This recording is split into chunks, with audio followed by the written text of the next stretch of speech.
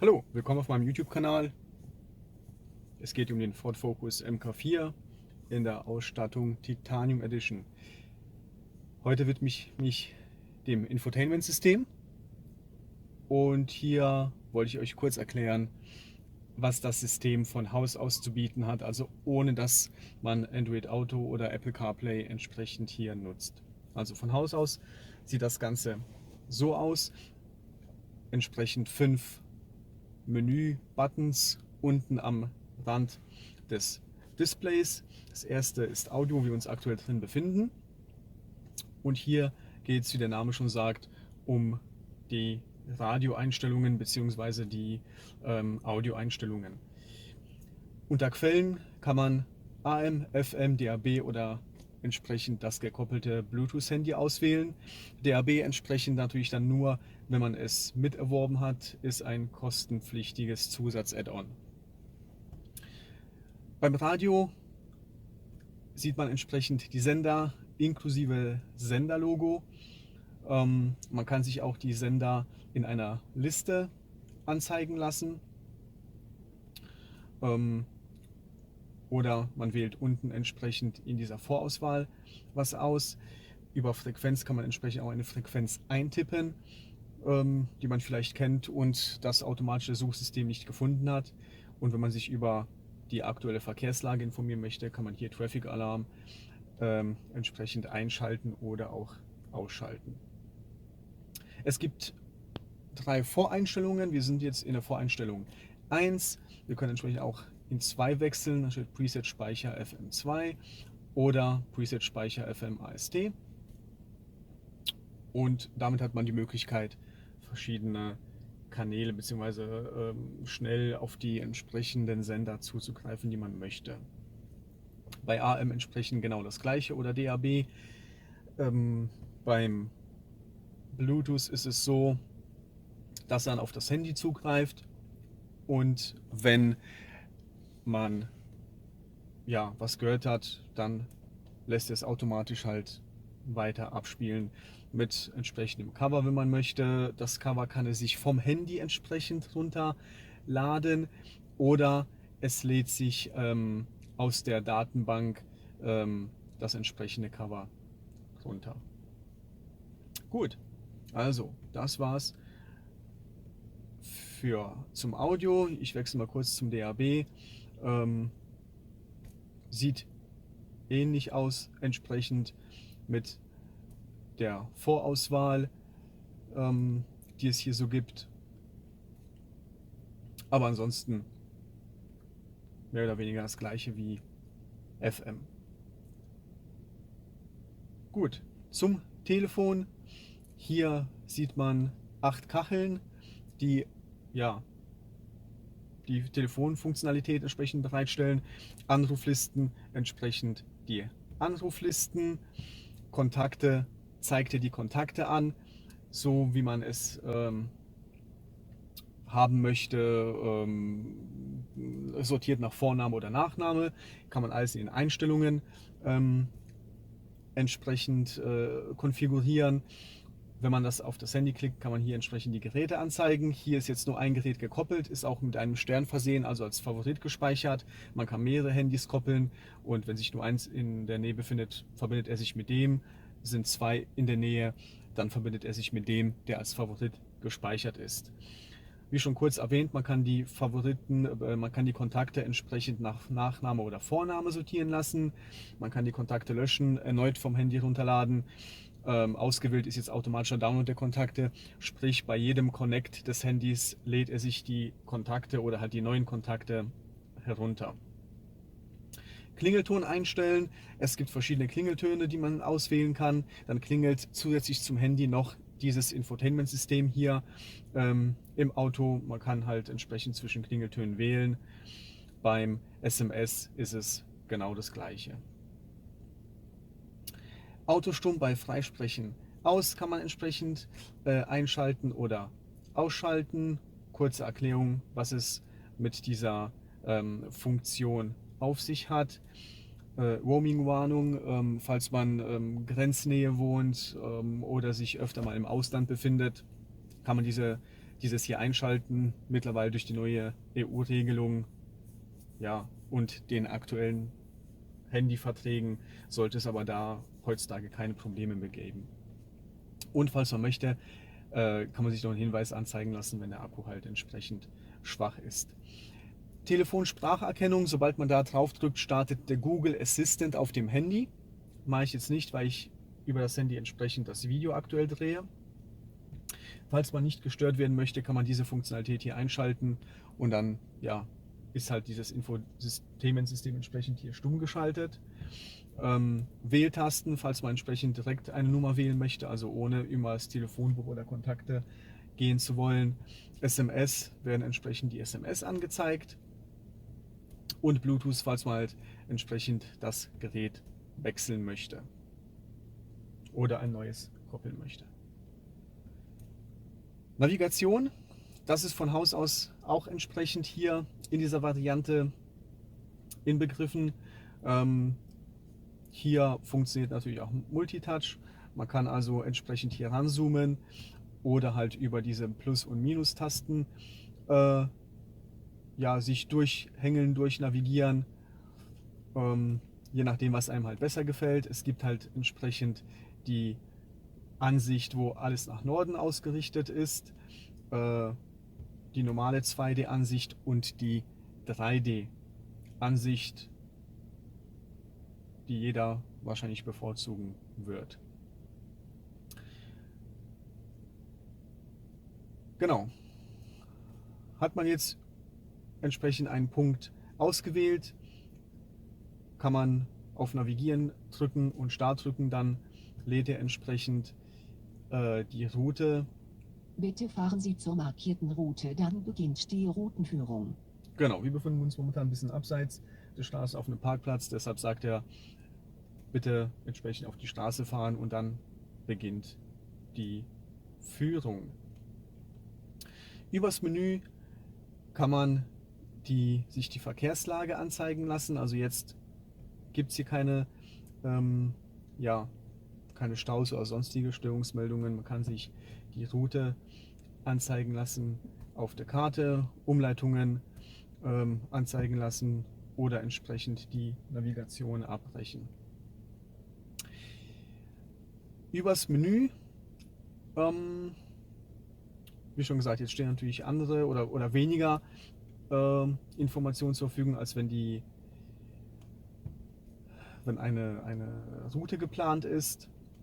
Man kann hier auch auf Ziel drücken, dann sieht man entsprechend, kann man sich als Favoriten zu Hause oder die Arbeit einstellen lassen, bevorzugte Ziele, letzte Ziele, man kann eine gewisse Adresse eingeben, die man möchte, oder POIs, also Point of Interest, entsprechend sagen, ich möchte an die nächstgelegene Tankstelle fahren und dann zeigt er an, wo die nächste Tankstelle sich befindet.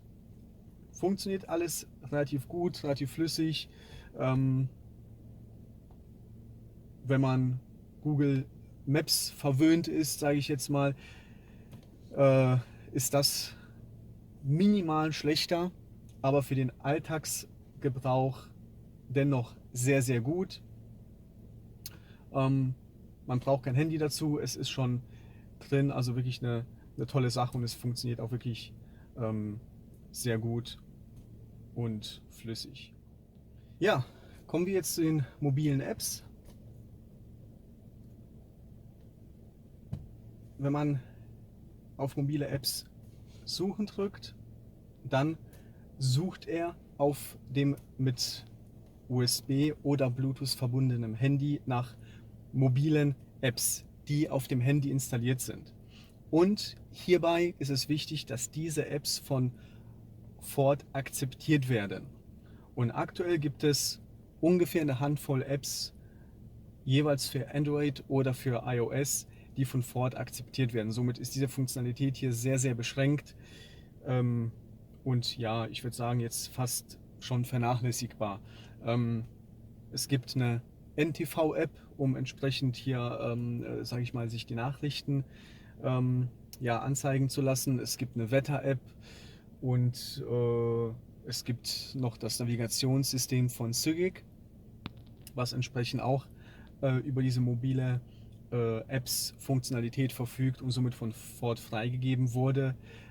Das war es aber mehr oder weniger auch schon. Es gibt noch 2, 3 weitere Apps, aber das war's. Also Standard-Apps, wie wir sie kennen, WhatsApp, YouTube oder sonstiges, wird es hier nicht geben. Und auch Ford tut hier aktuell wenig dafür, dass neue Apps hinzukommen. Somit ist es ja momentan eher beschränkt, diese Funktionalität, und eher nicht ganz sinnig. Unter Einstellungen haben wir verschiedene Einstellungen, wie die Klangeinstellungen für für Audio. Also man kann mitten Höhen und Bässe entsprechend einstellen, den Punkt auswählen, also wo soll der Center-Punkt entsprechend sein. Bei der Uhr kann man das Format wählen, automatische Zeitzonenanpassung kann man aktivieren, dann steht halt, in welcher Zeitzone wir uns halt noch befinden.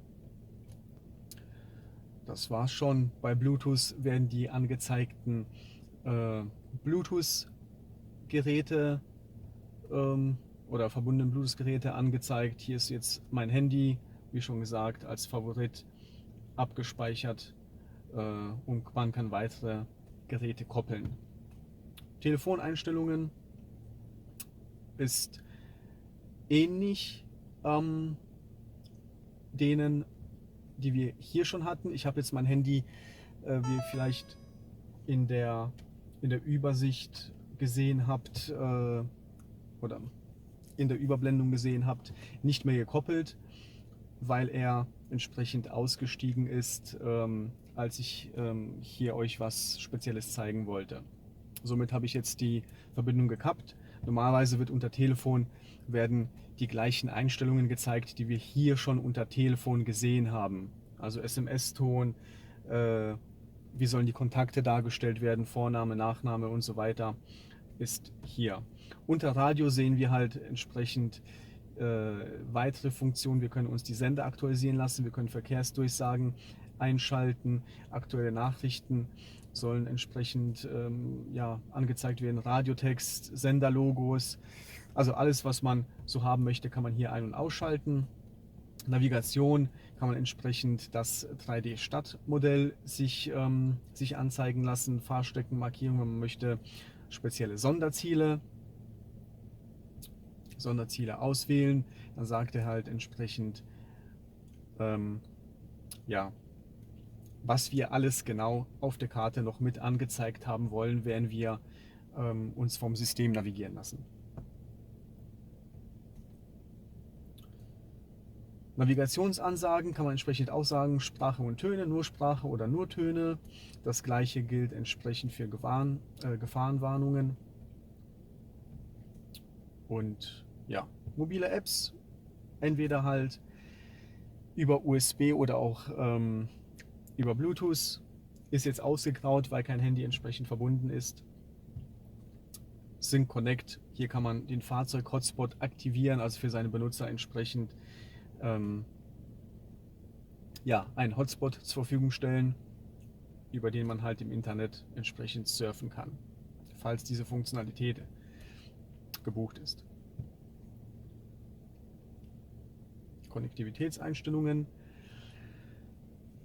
Hier wird entsprechend nach den aktuellen Stand der Dinge Ausschau gehalten und Fahrzeugdaten entsprechend werden an Ford übermittelt, um halt das System besser zu machen. Habe ich alles entsprechend aktiviert. Schaden tut es ja nicht. Es gibt noch die allgemeinen Einstellungen, welcher Sprache soll das Ganze gemacht werden, in Kilometer oder in Meilen, entsprechend Temperatur, Celsius oder Fahrenheit, Tastentöne vom Touchscreen kann man ein- oder ausschalten. Ich mag es ausgeschaltet. Automatische Updates für dieses System ist jetzt aktiviert. Android Auto entsprechend, möchte man es haben, ja oder nein, falls ein Handy angeschlossen ist. Das gleiche entsprechend für Apple CarPlay. Kann man das Ganze einstellen. Fahrzeugeinstellungen gibt es hier die Kameraeinstellung. Möchte man hier, wenn man jetzt die Rückwärtskamera hat und den Rückwärtsgang einschaltet, möchte man hier oben jetzt diese Sensoren angezeigt haben, ja oder nein, kann man ein- oder ausschalten. und die Verzögerung der Rückfahrkamera, die schaltet entsprechend leicht verzögert dann ein.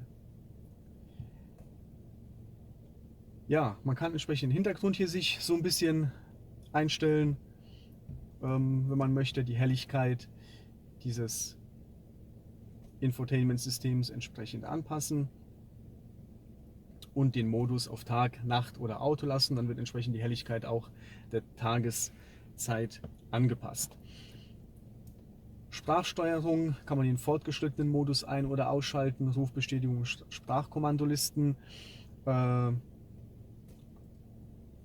Wenn man den fortgeschrittenen Modus einschaltet, dann werden keine Hinweise mehr auf dem Display angezeigt, sondern man kann direkt lossprechen. Und beim normalen Modus bekommt man noch ein paar Informationen eingeblendet, wie man jetzt die Sprachansage formulieren soll, damit das System bestmöglich erkennt.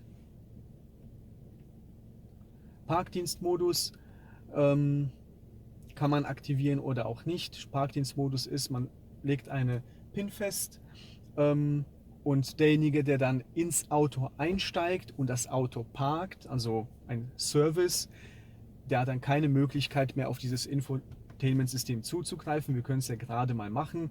Einfach mal zur Demonstration.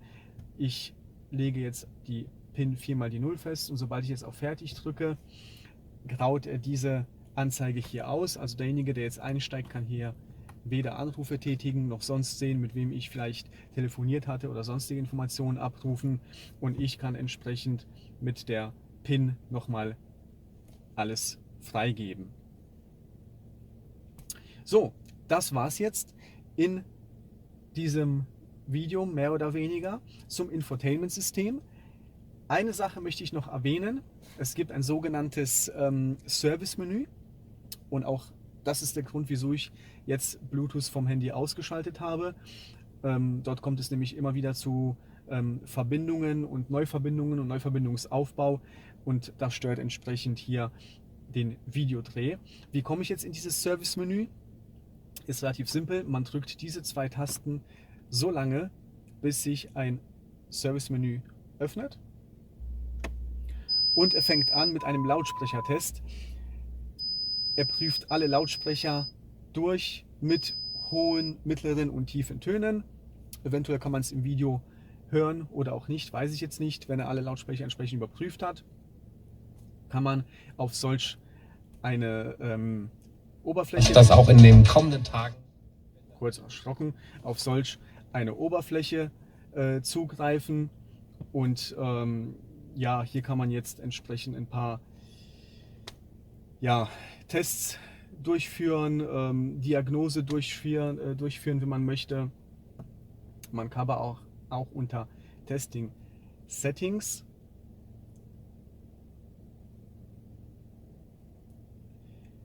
kann man Folgendes machen. Man kann diesen die Testoberfläche unter Einstellungen dauerhaft speichern. Das macht man mit dieser Einstellung hier. Wenn ich jetzt hier komplett rausgehe, sehen wir hatten vorher unter Einstellungen 2 Screens, jetzt sind es 3. Also ich habe meinen ersten, meinen zweiten, und mein Parkmodus war Schluss. Und jetzt habe ich einen dritten, und dort ist Testing Settings hinterlegt. Wenn ich jetzt da drauf gehe, komme ich entsprechend auf dieses Menü und kann jetzt mir die Satellitenposition zum Beispiel anzeigen lassen, falls man Probleme mit dem GPS hat, dass man das ein bisschen besser lokalisieren kann. Wo ist denn jetzt eigentlich das Problem? Man kann sich die Signalstärke der einzelnen Satelliten anzeigen lassen. Also schon eine sehr, sehr feine Sache, falls man auf Fehlersuche gehen möchte. Macht eigentlich ja die Werkstatt, aber man kann zumindest mal selber ein paar Tests durchführen. Auf dieses detailliertere Menü, wo wir gerade eben drin waren, kommt man jetzt Satellitenposition, Location Diagnostics. Da zeigt er alles mit entsprechend GPS an. Und wie ich gerade sehe, ist es zwar schön und gut. Man kommt aber über dieses Menü, was man unter Einstellungen hat, nicht mehr auf dieses erste Menü drauf. Also hier muss man tatsächlich nochmal die 2 Tasten scheinbar drücken, damit ihr mal seht, was ich meine. Und dieses Menü habe ich gemeint. Das, was wir gerade gesehen haben, ist unter Testing Settings, also das Menü, was wir unter Einstellungen gespeichert haben. Auf diese Oberfläche kommt man scheinbar nur, wenn man diese 2 Tasten hier drückt. Und hier kann man dann, wie gesagt, verschiedene Tests durchführen. Machen wir mal RGB-Pixel-Test und dann schauen wir mal, ja, alle weißen Pixel funktionieren. Schwarz geht, Rot scheint auch problemlos zu funktionieren. Also man schaut dann, ob irgendein Pixel nicht funktioniert und somit irgendeinen Fehler aufweist, aber hier scheint alles okay zu sein. Und somit kann man halt verschiedene Tests hier fahren mit diesem Diagnosesystem. Wenn man hier, wie gesagt, dieses Menü nicht mehr haben möchte, einfach hier auf Disable drücken, zurückgehen und jetzt hat man nur noch 2 Screens bei den Einstellungen. So, ich hoffe, das Video hat euch gefallen. Beim nächsten Video geht es dann wieder um ein anderes Thema und solltet ihr Fragen oder Kommentare haben, lasst sie bitte da. Ich versuche sie, soweit es geht und so gut es geht, zu beantworten. Und ja, wenn es euch gefallen hat, sehen wir uns halt beim nächsten Video wieder. Wenn ihr wollt, abonniert den Kanal und ja, bis zum nächsten Mal. Ciao!